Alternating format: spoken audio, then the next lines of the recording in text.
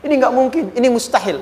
Maka beliau langsung memohon kepada Allah dan langsung menyebutkan, ya Allah, saya minta darimu saja, tidak dari yang lain. Maka dikabulkan seketika.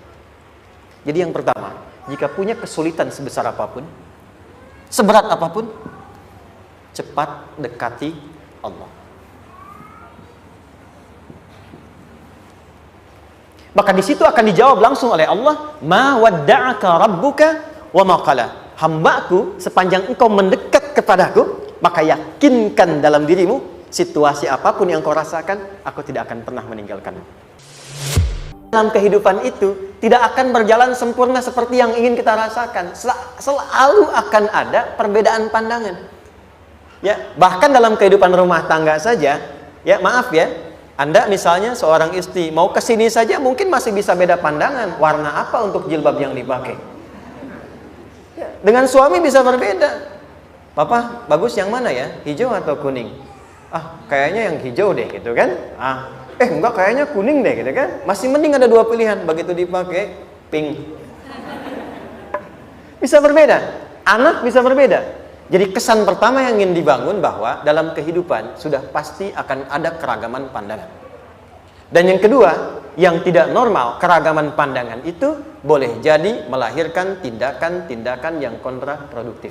Mungkin akan mendapatkan celaan. Allah dicela, malaikat dicela, Rasul dicela, Nabi dicela, sahabat dicela, tabi'in dicela, ulama dicela.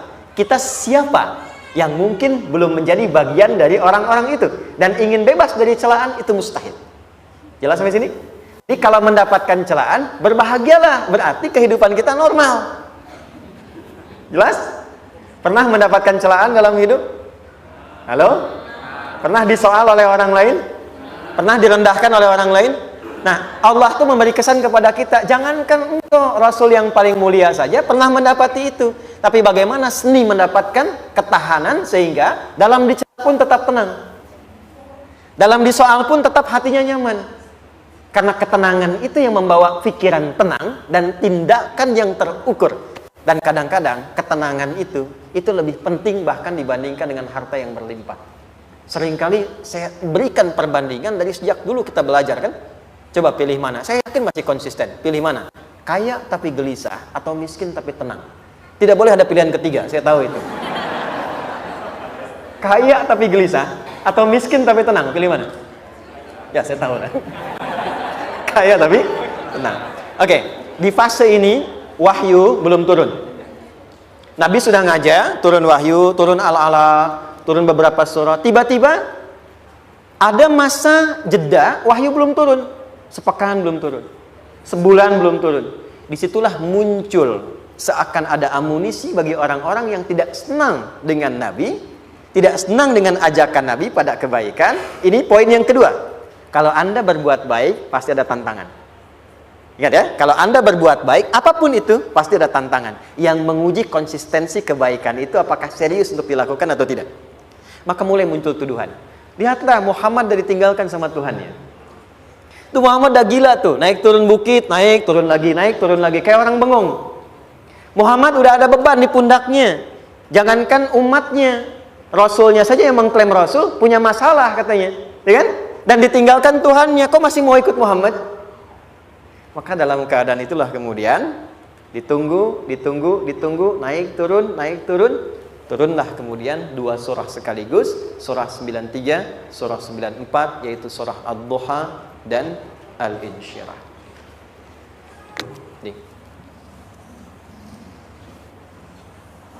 Oke. Ini materinya dahsyat ya, penting sekali, saking pentingnya ini cepat habis tuh. Sekali lagi.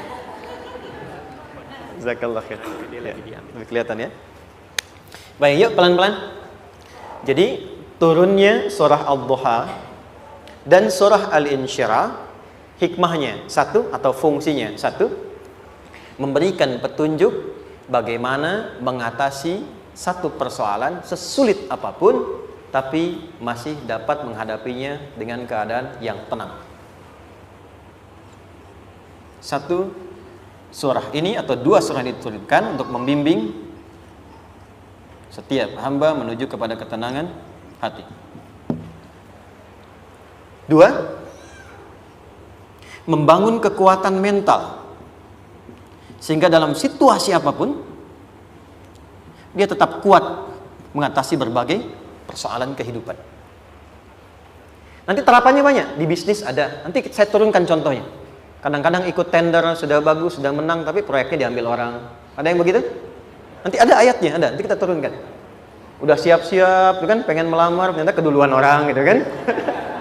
Udah siap-siap, pengen dapat ini, mau lulus, ternyata nilainya nggak seperti yang diharapkan. Muncul, ada, selalu ada demikian. Nanti kompleksitasnya banyak. Tapi dua surah ini, kalau kita bisa kuasai artinya dengan baik, pahami dengan benar, maka akan ada sesuatu yang beda yang terasa dalam jiwa kita dan kesiapan mengatasi setiap persoalan dalam kehidupan. Yuk kita baca dulu ya, supaya dapat keberkahannya dari dua surah ini. Saya bacakan, Anda ikuti ya. A'udzu billahi minasy syaithanir rajim.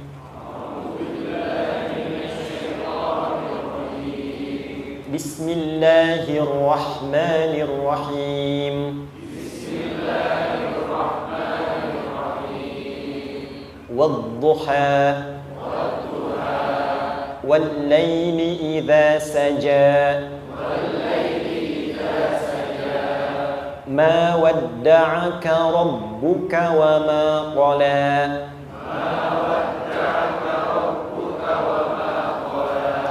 ما ودعك ربك وما قلى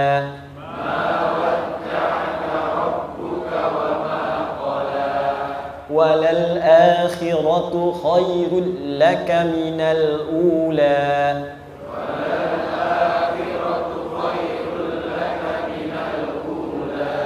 ولسوف يعطيك ربك فترضى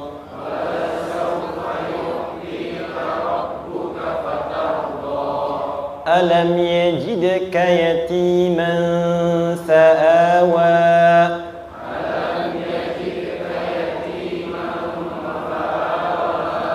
ووجدك ضالا فهدى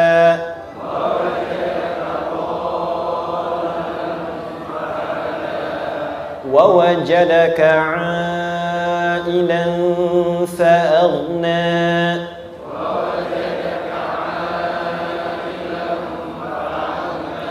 فأما اليتيم فلا تقهر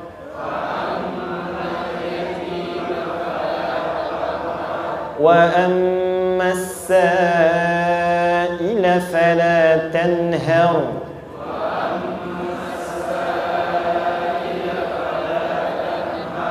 وأما بنعمة ربك فحدث.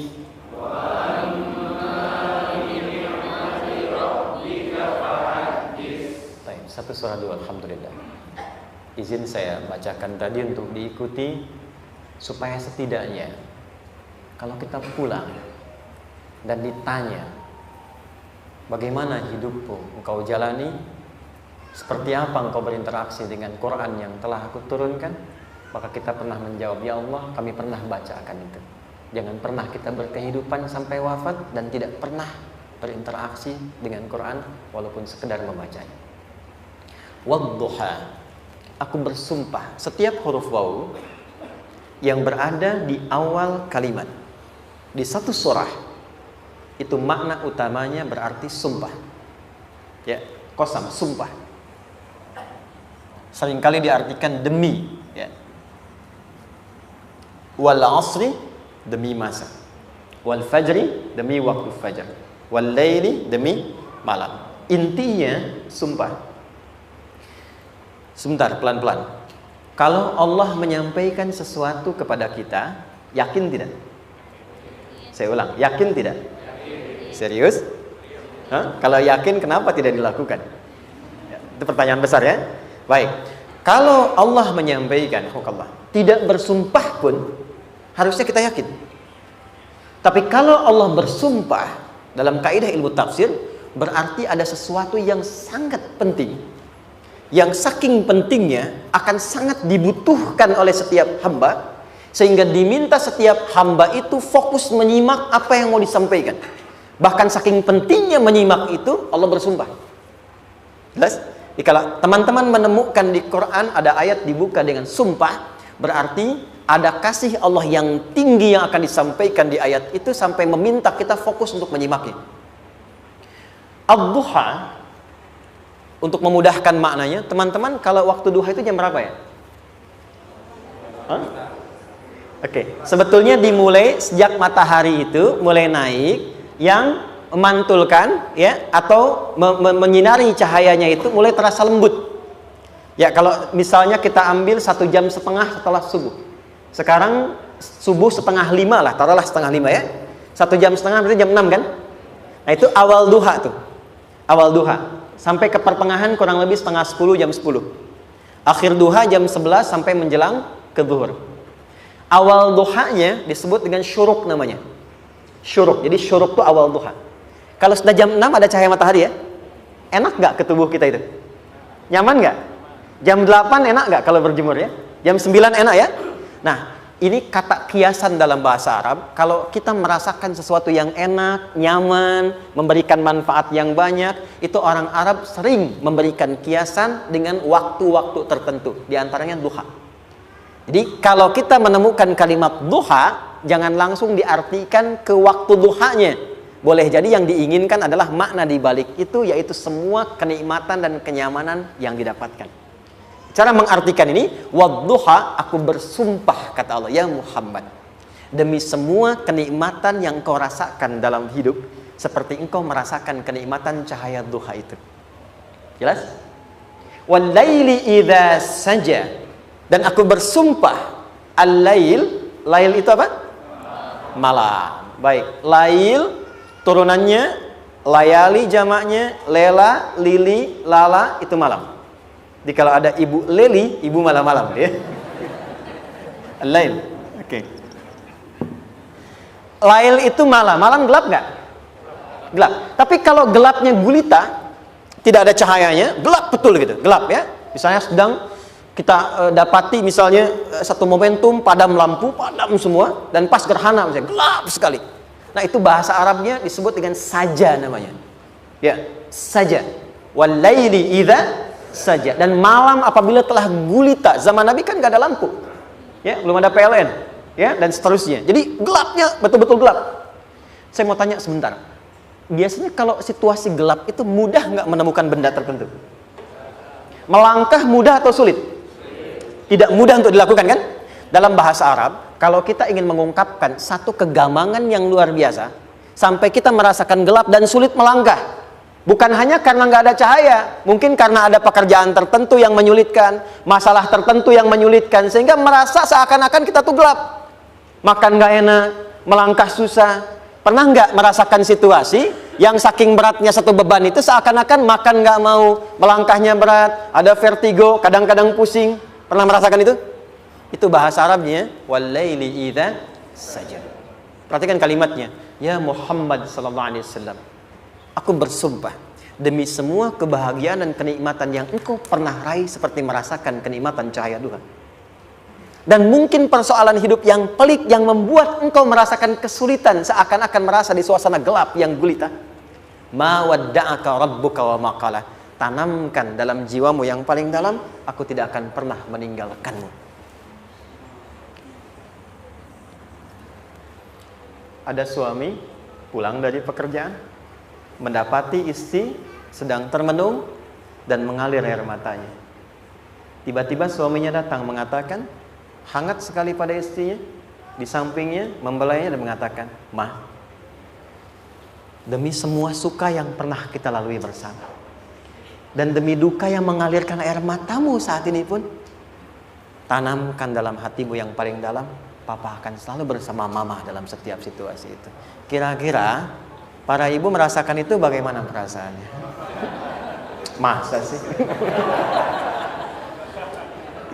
Tapi itu menarik loh. Menarik ya. Jadi kalau teman-teman ngaji surat Yusuf, di surat Yusuf itu laki-laki diilustrasikan dengan matahari, perempuan diilustrasikan dengan rembulan. Ya. Inni ra'aitu ahada asyara kaukaba wasyamsa wal qamara ra'aituhum li sajidin. Ayah, aku melihat bulan dan matahari serta 11 gemintang sujud hormat kepadaku. Jadi matahari diartikan itu sebagai laki-laki, suami. ayah.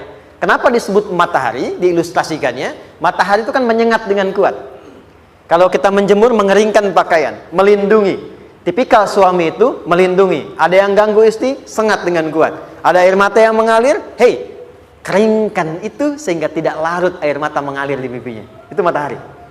Sebaliknya rembulan. Rembulan itu kan enak dipandang, bukan bulannya ya. Bukan bulannya. Kalau bulannya kan desainnya nggak sempurna, baik terlihat. Tapi cahaya rembulannya tampil dengan indah, tampil dengan baik, enak dipandang, menenangkan, dan tidak tertukar. Jangan sampai ada istri jadi matahari, suami jadi rembulan. Jelas ya? Dengan kekuatan bulan aku menghukummu, ya kan? Itu salah. Oke. Tahan sampai sini, tahan. Lihat baik-baik. Saya berhenti sampai sini dulu. Kalau di Quran ada ayat menyebutkan, tidak spesifik orang yang disebutkan. Dan kapan kejadiannya? Maka peristiwa itu akan terjadi dan dialami oleh kemungkinan generasi berbeda di setiap masa dengan tokoh berbeda tapi perasaan yang serupa. Sebaliknya, kalau disebutkan namanya, jelas identitasnya, kapan kejadiannya, maka peristiwa itu hanya akan menimpa orang tersebut dan tidak akan dialami lagi orang lain setelahnya. Saya tanya dulu yang akhwat, yang perempuan, kenal Maryam? Kenal, bagus. Kenal di mana? Maryam anaknya Imran, mengandung, melahirkan Isa alaihissalam, Yesus Mesias, tanpa disentuh laki-laki manapun. Dan di Quran identitasnya disebutkan langsung, Maryam binti Imran, wa Maryam ibnata Imran. Ini menunjukkan kesan bahwa yang mengandung dan melahirkan tanpa disentuh laki-laki manapun, itu hanya Maryam anaknya Imran. Ingat ya, mengandung, melahirkan tanpa disentuh laki-laki manapun. Bukan mengandung, melahirkan tanpa suami, kalau itu banyak dia. Ya, mengandung, melahirkan tanpa disentuh laki-laki manapun. Hanya Maryam binti Imran. Tapi kalau nggak disebutkan siapa orangnya, kapan kejadiannya, tidak detail disebutkan, ini artinya situasi itu akan dialami kembali oleh orang di masa depan dengan generasi yang berbeda, tapi substansi yang sama. Pertanyaannya, pernahkah kita mengalami situasi yang sulit sampai seakan merasa gelap? Nah, baik, maka adab yang pertama, jika mengalami situasi seberat apapun dalam berkehidupan, maka dekati Allah Subhanahu wa ta'ala. Ini awalnya, dekati Allah. Apalagi kalau ada yang mengatakan ini nggak mungkin, ini nggak akan terjadi, ini nggak bisa. Kalau sudah ada tanda seperti itu tanda langsung dari Allah, supaya Anda diminta langsung mendekat kepada Allah dan tinggalkan semua makhluk. Karena Allah hanya akan mengabulkan langsung kepada Anda tanpa perantara siapapun. Itu yang terjadi pada Nabi Zakaria. Ini nggak mungkin, ini mustahil. Maka beliau langsung memohon kepada Allah dan langsung menyebutkan, ya Allah, saya minta darimu saja, tidak dari yang lain. Maka dikabulkan seketika. Jadi yang pertama, jika punya kesulitan sebesar apapun, seberat apapun, cepat dekati Allah. Maka di situ akan dijawab langsung oleh Allah, ma wadda'aka rabbuka wa ma qala. Hambaku, sepanjang engkau mendekat kepadaku, maka yakinkan dalam dirimu, situasi apapun yang kau rasakan, aku tidak akan pernah meninggalkanmu. Sudah? Satu? Paham sampai sini? Oke. Pelan-pelan ya. Saya belum bicara caranya. Saya baru bicara di awal motivasinya. Dekati Allah dulu, nanti caranya didetilkan di surah Al-Insyirah. Teruskan. Ma wadda'aka rabbuka wa ma qala. Walal akhiratu khairul laka minal. Perhatikan. Hei, seberat-berat bebanmu saat ini, ingat, satu saat akan tuntas. Dan ini pun ujian. Kalau sudah meninggal, gak ada ujian lagi. Dan nanti kehidupan yang sekarang, apapun yang kau pertentangkan, perdebatkan, perselisihkan, itu semua akan ditinggalkan. Jadi ternyata Allah mengungkap hakikat kehidupan dunia. Apapun yang diperselisihkan, tuh unik ya. Orang berselisih pada yang akan ditinggalkan. Aneh nggak? Ada orang berebut makanan, kan? Rebutan sampai berkelahi dan sebagainya. Pada akhirnya, makanan yang diperebutkan itu pun akan ditinggalkan. Yang ini meninggal, itu meninggal. Jadi memperebutkan sesuatu yang pada akhirnya akan berakhir. Kata Allah, Allah sampaikan, jika Anda mengalami situasi, sesuatu yang mungkin membuat berat, tanamkan pada jiwa kita, hei, yang aku kejar-kejar ini, boleh jadi aku akan tinggalkan juga. Kenapa aku harus menangisi dan larut pada sesuatu yang tidak abadi? Maka Allah hibur kita dengan mengatakan, kamu tenangkan diri dulu. Semua yang kamu pikirkan sampai membuat kamu berat begini, pada akhirnya kamu tinggalkan. Dan yang abadi itu akhirat. Walal akhiratu khairul laka minal. Dua, pelan-pelan sikapi setiap masalah dengan proporsional. Jangan terlalu larut dalam sesuatu. Dapat job satu, pengen, udah siap, kontraknya besar, tiba-tiba hilang. Dipikirin, Anda mikirkan itu pun gak akan balik. Proporsional aja dulu. Ya, nanti caranya akan turun nanti di Al Insyirah. Tenangkan diri dulu. Prasangka baik kepada Allah Subhanahu wa taala. Boleh jadi apa yang Allah ingin berikan sebagai pendahuluan sekarang belum sampai kepada kita karena Allah menyiapkan yang lebih baik di balik itu. Kita belum tahu ada apa di balik itu sehingga kita tidak dapatkan itu. Sehingga kemudian Allah katakan walal akhiratu khairul laka minal ula. Teruskan wala saufa yu'tika rabbuka. Pelan-pelan, orang yang punya sikap seperti ini itu cenderung lebih dekat mendapatkan ridha Allah dibandingkan dengan orang-orang yang larut dalam kesulitan. Orang yang move on dengan setiap persoalan dalam kehidupan, cepat berpikir secara proporsional, tidak menggantungkan hidupnya pada persoalan tertentu sehingga membuat dia menjadi beban, itu lebih mendekatkan dirinya kepada ridha Allah dibandingkan dengan orang yang meratapi persoalan hidupnya. Ya. Pelan-pelan. Jadi spiritnya, kalau punya masalah apapun, jangan dilarutin terus. Gak usah diratapi, cepat move on. Berpikir lagi, rencanakan lagi. Nanti, detailnya ada di Al Insyirah. Tapi poin besarnya, janji Allah mengatakan, kalau Anda bisa move on, proporsional, maka yang dijanjikan oleh Allah, di situ Allah percepat datangnya ridha Allah Subhanahu wa taala. Kalau ridha Allah sudah datang, maka akan dua yang diberikan. Pertama kali, ketenangan di dalam jiwa, dan yang kedua, kemampuan untuk berikhtiar lebih baik mencapai apa yang diinginkan. Satu, kalau ridha Allah sudah diberikan pada seorang hamba, yang pertama diberikan ketenangan dalam jiwa. Bukan dunianya dulu. Bukan apa yang Anda ingin harapkan dulu. Pengen sesuatu, ya, pengen materi, pengen kedudukan, pengen lulus anaknya ujian, ya kan? Tiba-tiba terjadi sesuatu, diratapin, alih-alih meratap, alih-alih membuat status, alih-alih menyulitkan diri, kata Allah, terima dulu proporsional. Setelah itu dekatkan diri kepada Allah, turun ridha Allah, begitu turun yang pertama diberikan ketenangan kepada hati. Tenang dulu. Kalau sudah tenang, nanti dibimbing menyelesaikan apa yang sedang dihadapi itu. Itu poin yang ketiga. Pelan-pelan. 4. Kita masuk ke detail sekarang. Perhatikan baik-baik. Ini yang paling menarik. Alam yajidka yatiman fa'awa. Muhammad SAW, bukankah dulu engkau yatim? Punya banyak masalah? Aku selesaikan juga. Ayahmu meninggal sebelum lahir, ada ibu. Ibu meninggal, ada kakek. Kakek meninggal, ada paman. Ya kan? Ada teman yang menemani Sayyidah Khadijah, teman yang setia, semua kebutuhan tersedia. Artinya apa? Perhatikan baik-baik. Kalau Anda punya masalah sekarang, jangan sampai melupakan yang dulu-dulu pun pernah tuntas Allah selesaikan. Jadi kalau sekarang sedang punya persoalan, jangan sampai satu masalah ini membuat Anda kehilangan harapan dan kehidupan. Sementara Anda sadar, dulu pun banyak masalah, kok selesai juga? Kenapa dengan yang satu ini kita harus jatuh? Sekarang usia berapa? 20, 30, 40, 50. Sekarang usia 50 tahun, ada masalah, baru 5 menit datang, sudah merasa jatuh. Yang 50 tahun ke belakang yang banyak selesai itu kita nilai atau tidak? Maka kata Allah, seperti yang dulu pernah aku selesaikan ribuan masalah itu, yang sekarang pun mudah aku tuntaskan. Jelas? Nah, secara psikologi, orang-orang yang selalu bertindak seperti itu akan selalu punya harapan lebih tinggi untuk menyelesaikan persoalannya.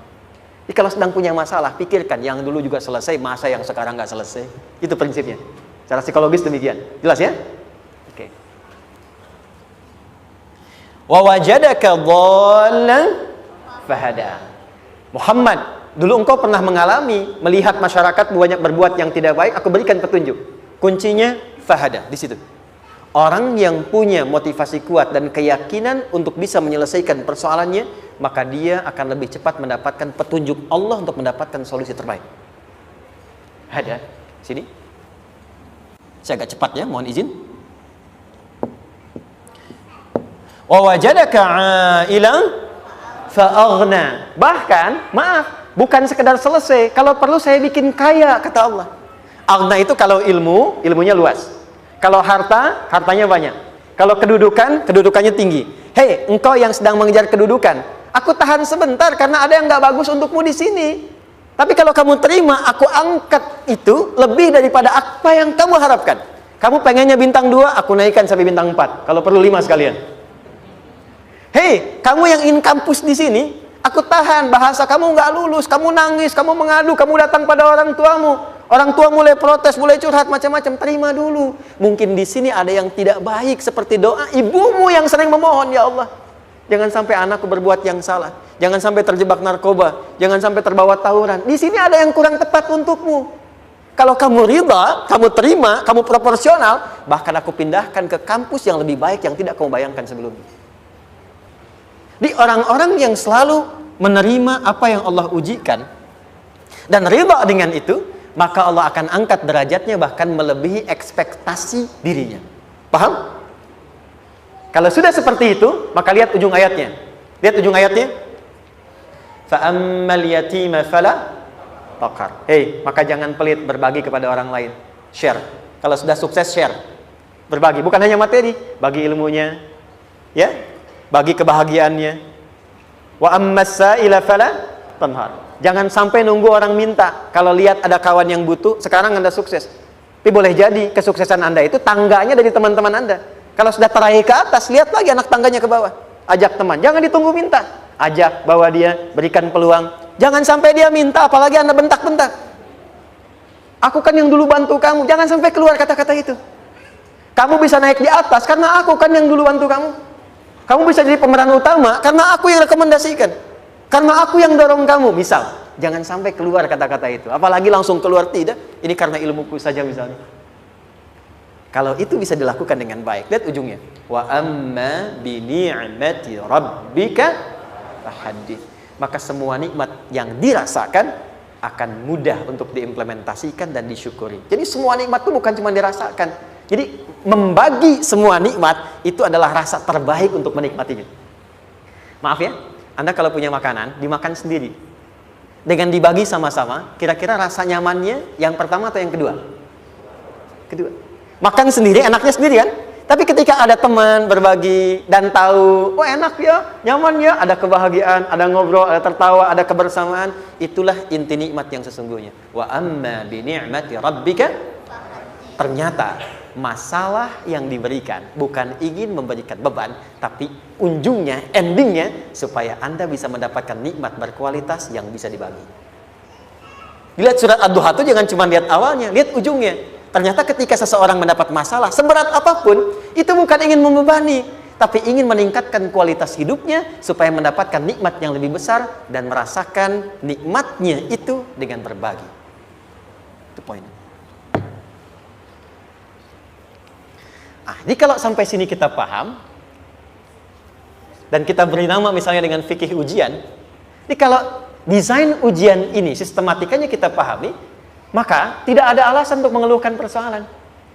Jadi melihat masalah itu bukan sebagai beban, pada akhirnya melihatnya sebagai tangga untuk mencapai kebahagiaan. Jelas sampai sini? Baik, kalau sudah seperti ini ingin punya masalah atau tidak ingin punya masalah? Tidak.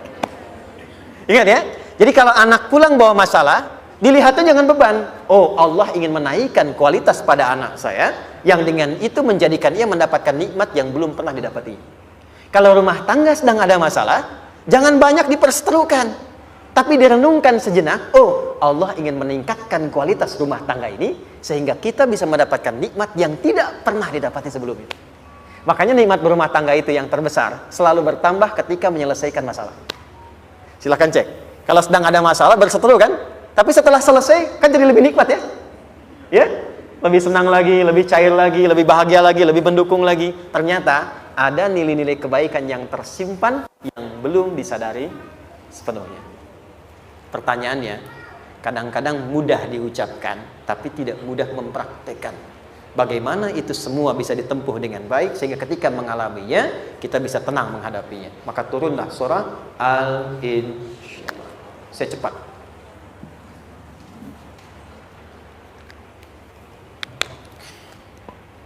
teman-teman? Ini apa? Kelas ya? Baik, pelan-pelan sedikit. Kira-kira volumenya besar kecil? Kecil ya? Baik. Kalau saya bandingkan dengan gayung, volumenya besar mana? Gayung ya? Baik. Kalau ini saya perlebar, sehingga bisa memasukkan apapun ke dalamnya, itu bahasa Arabnya disebut dengan insyirah namanya. Jelas? Meluaskan sesuatu sehingga terlihat lapang, sehingga memudahkan setiap hal masuk ke dalamnya. Itu insyirah namanya. Surah ini diberi nama dengan surah Al-Insyirah, yang berarti sesuatu yang lapang, yang tenang, yang nyaman.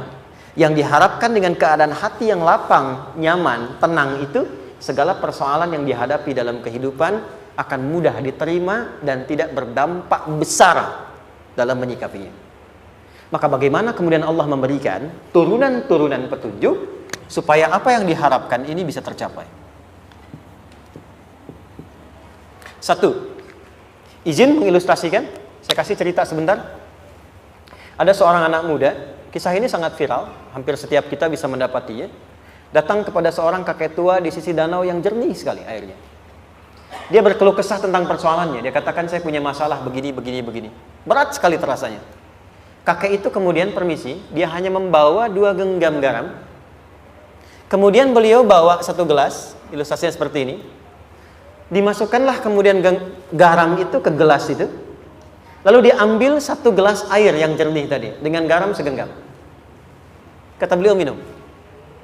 Pemuda itu mengatakan, wah asin, minum aja dulu.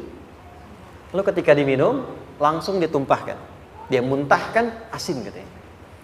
Lalu setelah itu kakek yang tadi melepaskan segenggam sisanya, dilempar ke danau tadi yang luas. Lalu diambil lagi dengan gelas yang sama. Sekarang minum. Bagaimana rasanya? Segar, enak, nyaman. Itulah hatimu. Kalau hatimu sempit sesempit gelas ini, maka masalah sekecil apapun akan selalu menghadirkan kesulitan seperti engkau menelan garam tadi.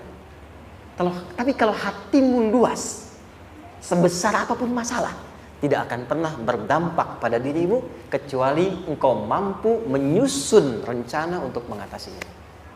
Kelapangan hati yang membuat diri kita mampu menerima persoalan apapun, itu yang disebut dengan insyirah. Makanya dulu tahun 90-an ada sinetron Hati Seluas Samudra gitu ya. Saya pernah tahu itu. Sama anaknya diapa-apain juga, masih aja ya menerima gitu. Dulu siapa ya? Jeremy Thomas dan lain-lain ya. Saya kira ada itu. Ya, saya kira itu ya. Saya pernah lihat sejenak ya. Saya jarang-jarang nonton itu. Pernah lihat aja. Saya senang riset. Jadi kalau riset itu ada riset dakwah, ada riset materi.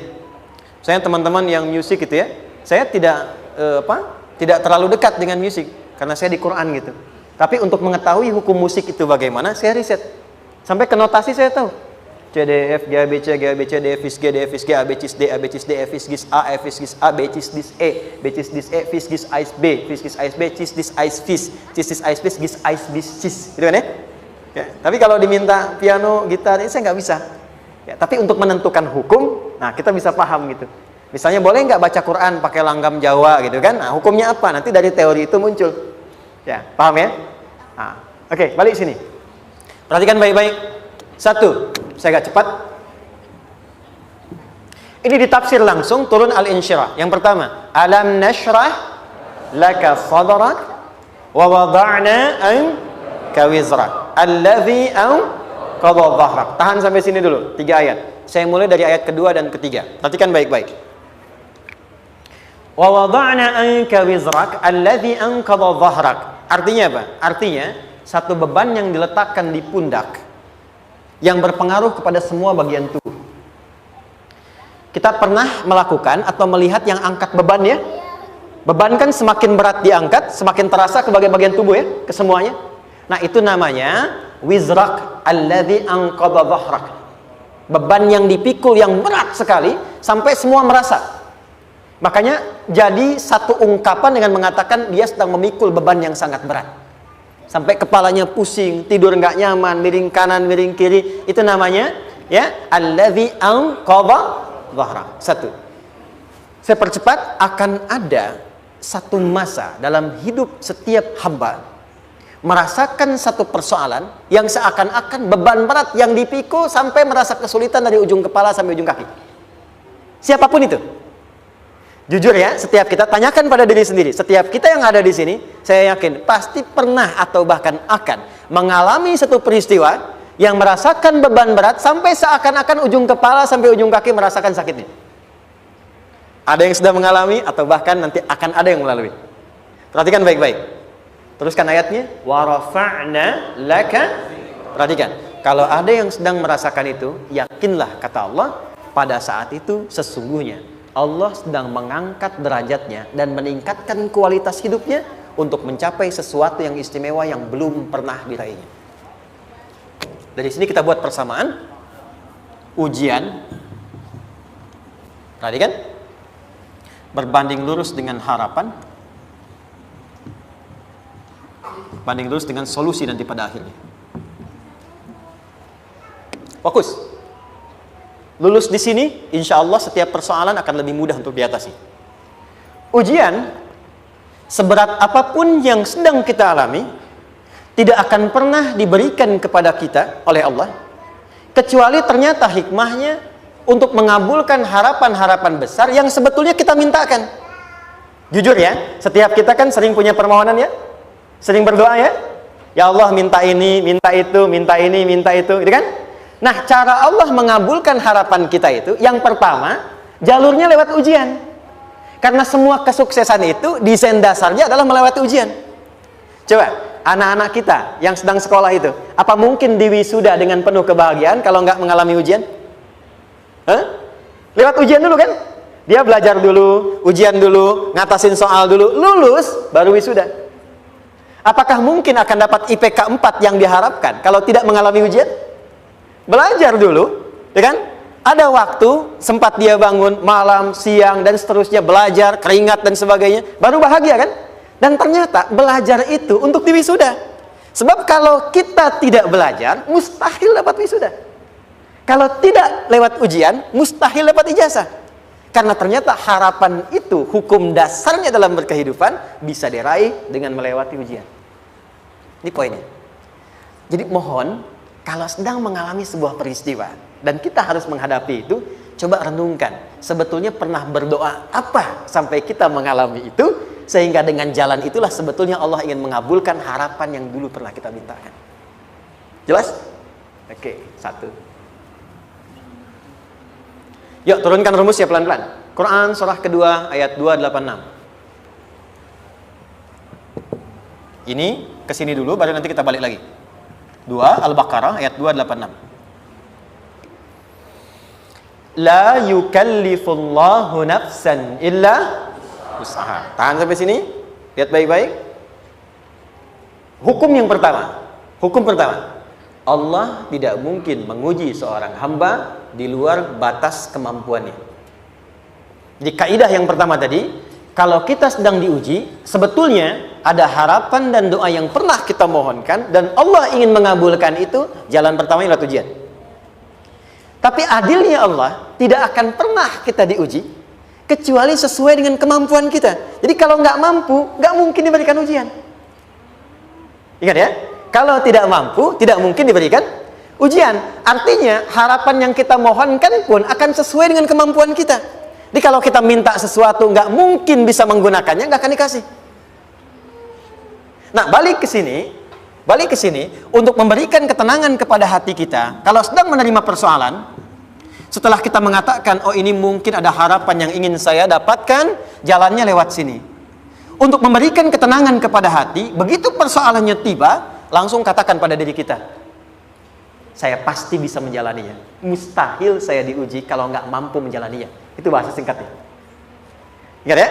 Kalau ingin mudah menyelesaikan persoalan, kata Quran, setiap ada ujian, langsung katakan pada hati kita, insya Allah bisa. Gak mungkin saya diuji kalau saya nggak sanggup. Jelas?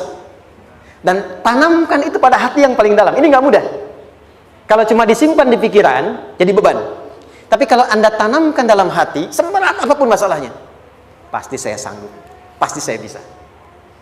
Pernah lihat dulu ada acara 90-an Benteng Hattori? Oke? Benteng Takeshi ya? Takeshi ya, gitu kan artinya kan bisa jawab ya. Saya tahu Ninja Hattori mendaki gunung lewati lembah ya tahu ya. Son Goku, Son Gohan, apa? Saya tahu itu. Son Goku, Kamehameha, Piccolo itu yang nulisnya Suzuki Watanabe, saya tahu itu.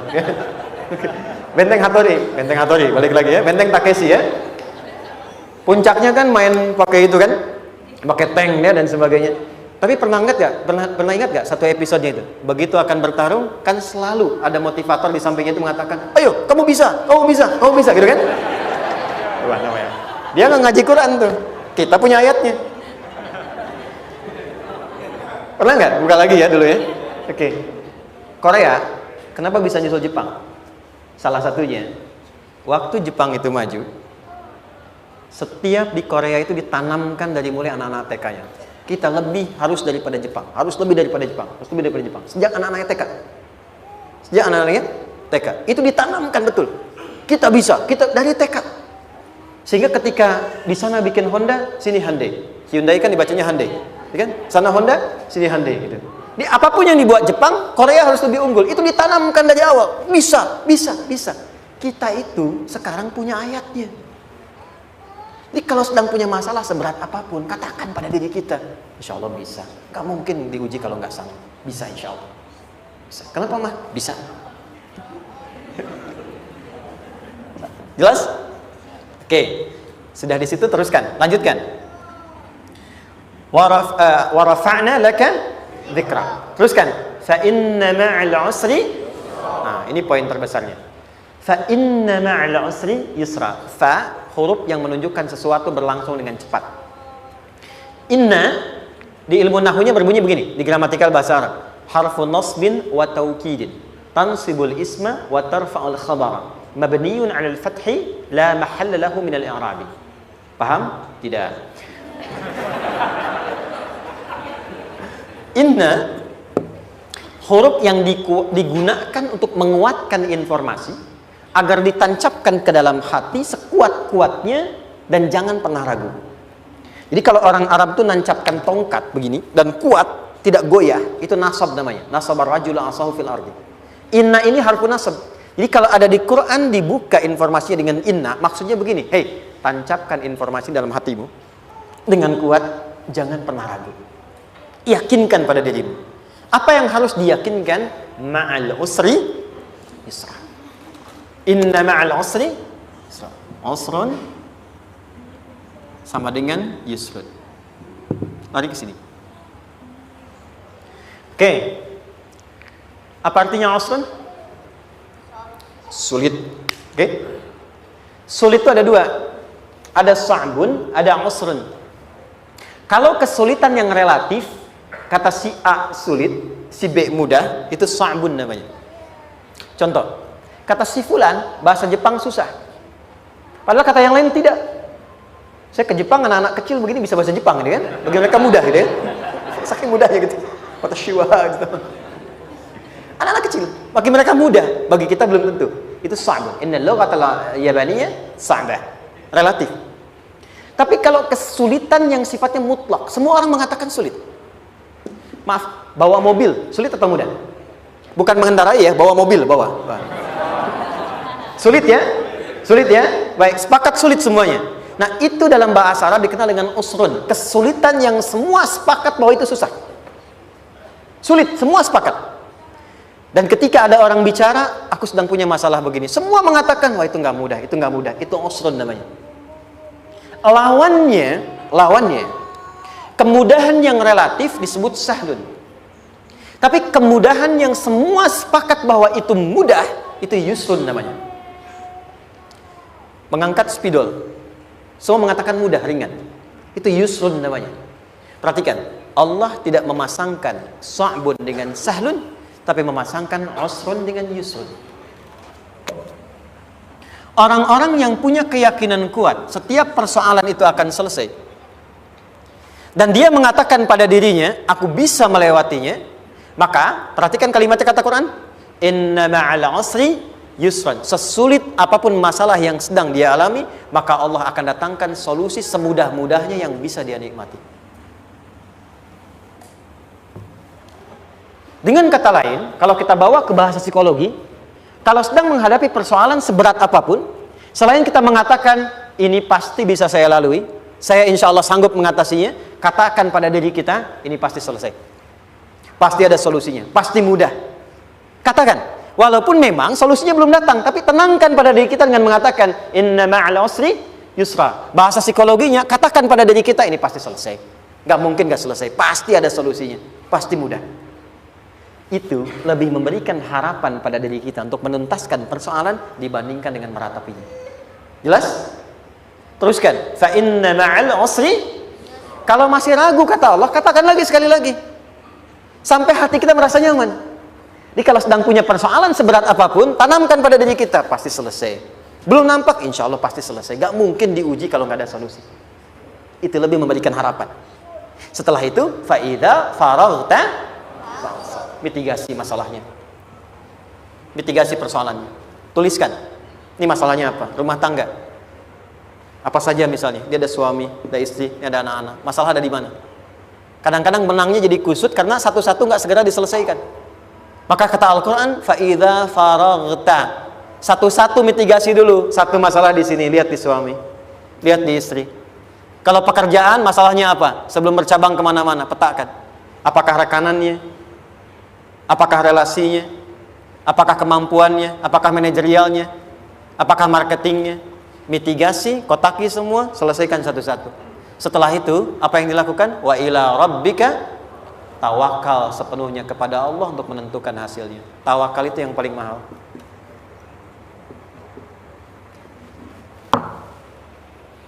Anda kalau nggak punya kepasrahan, stres. Karena selalu memikirkan apa yang mau dikerjakan dan selalu orientasi pada hasil. Kita punya tawakal. Kalau kita mampu menyerahkan sesuatu, gini. Di sini ada orang yang paling jago misalnya main basket. Ada pertandingan basket. Begitu dibuka, udah tim musyawarah serahkan aja pada si fulan. Kan? Dia yang paling jago, dia. Bukankah dengan menyerahkan itu bukan hanya kita berikan sebuah tugas, ya kan? Tapi dengan itu ada kelapangan tersendiri kan? Yakinlah sukses, ini paling hebat. Pernah ada perasaan gitu? Sekarang, siapa yang paling mampu menguasai? Siapa yang paling hebat menyelesaikan segala hal? Siapa yang punya segalanya? Bukankah Allah? Orang-orang yang punya tingkat tawakal yang tinggi, maka satu, dia akan lebih stabil keadaan mentalnya dan tidak akan pernah gelisah dengan kekecewaan. Gak ada kecewa. Karena tawakal itu kalau sudah kepasrahan pasti menerima hasil. Kalau sudah tawakal, terserah Allah tetapkan apa saja. Mau dapat sekarang, dapat besok, dapat nanti. Puncak yang paling tinggi, tugasmu hanya berikhtiar semampu yang bisa dilakukan. Selanjutnya, biarkan Allah menetapkan apa yang menjadi bagian dari maslahat kehidupan kita. Saya tutup. Cara Allah menjawab harapan kita ada 3. 1. Memberi langsung apa yang kita mintakan. 2. Menunda itu sampai kita siap menerimanya. 3. Mengganti apa yang kita inginkan dengan apa yang kita butuhkan. Saya ulang ya. 1. Memberi langsung apa yang kita mohonkan. Misal, ya Allah saya ingin A misalnya. Anak saya pengen ke ITB. Tapi nggak mungkin tiba-tiba langsung masuk ITB kan? Pasti lewat ini dulu kan? Ada ujian dulu. Ikut tes. Dan seterusnya diterima. Sesuai. 2. Kadang menunda sesuatu sampai dia sanggup menjalaninya. Anda punya anak usia 5 tahun. Pengen diberikan motor, Anda mampu untuk memberi motor, dikasih nggak? Tidak. Sampai dia sanggup mengendarai motor, baru Anda berikan. Terkadang ada yang kita minta sekarang, tidak didapati sekarang. Tapi ternyata tahun depan kita dapat. Kita harus sadar bahwa anugerah yang kita dapatkan tahun depan itu sebetulnya adalah hasil doa kita di tahun ini. Pernah dengar nggak kisah viral? Nabi itu berdoa, baru dikabulkan setahun setengah. Setahun 6 bulan. Padahal itu Nabi loh. Kiblat pertama kita kemana? Palestina kan? Baitul Maqdis kan? Nabi berdoa, mohon terus nengok ke langit. Al-Baqarah 144, minta. Jawabannya turun setelah setahun setengah. Setahun 6 bulan. Ada yang mengatakan di tafsir setahun 8 bulan. Baru dikabulkan setelah setahun setengah. Padahal kurang soleh apa Nabi? Nabinya siap, mungkin umatnya yang belum siap. Nabinya siap, tapi ada tantangan di masyarakat yang tidak mudah, yang mungkin bisa meruntuhkan dakwah. Baru dikabulkan setahun setengah. Ketika semua umatnya sudah bisa siap menerima itu. Boleh jadi apa yang diminta orang tua sekarang, terkabulnya mungkin belasan puluhan tahun pada anaknya yang nomor sekian. Tahu Imam Syafi'i? Imam Syafi'i itu kan nama aslinya Muhammad. Bapaknya Idris. Kakek yang ke atas, yang ketiga namanya Syafi'i. Kenapa disebut Imam Syafi'i? Dinisbatkan pada kakek yang ke atasnya. Ternyata kakeknya ini seorang ulama besar, saleh, memohon kepada Allah. Setiap di keturunannya ada yang bisa menggantikan lebih soleh, lebih baik lagi. Ternyata yang didapatkan bukan dari anaknya, tapi generasi keturunan yang kesekian. Anda belum sekarang bisa hafal Quran. Misalnya, Anda bermohon, berdoa, boleh jadi yang hafal, mungkin bukan di anak, bisa di cucu, bisa di bagian keluarga yang lain. Maka, terkadang tawakal itu tidak hanya memberikan hasil yang cepat, tapi memberikan keindahan yang terasa tertunda, tapi melengkapi kebahagiaan yang dirasakan. Penutupnya, boleh jadi minta ke ITB, diterimanya di Unpad. Minta motor, dapatnya mobil. Kalau itu senang, luar biasa. Minta mobil, dapatnya motor, gitu kan? Ternyata, kadang-kadang desainnya yang terakhir, saya tutup, Allah mengabulkan apa yang kita butuhkan, bukan apa yang kita inginkan. Anak Anda sakit, dibawa ke dokter. Kata dokter, jangan dulu makan jeruk. Maka Anda pulang, dia minta jeruk. Anda berikan apel. Saya nggak mau apel, mah. Saya pengennya jeruk. Nggak apa-apa, nah. Ini apel rasa jeruk, misalnya kan. Anda berikan. Ternyata apa? Bukan ingin menyakiti dan tidak mengabulkan keinginan anak, tapi lebih memberikan apa yang dia butuh. Kadang-kadang maaf ya, teman-teman mintanya proyek A, udah capek, di situ nggak dapat. Dapatnya di yang lain. Teman-teman, itu Allah berikan sebetulnya hasil ikhtiar Anda yang sebelumnya. Cuma dikasih yang lebih baik yang tidak Anda pernah bayangkan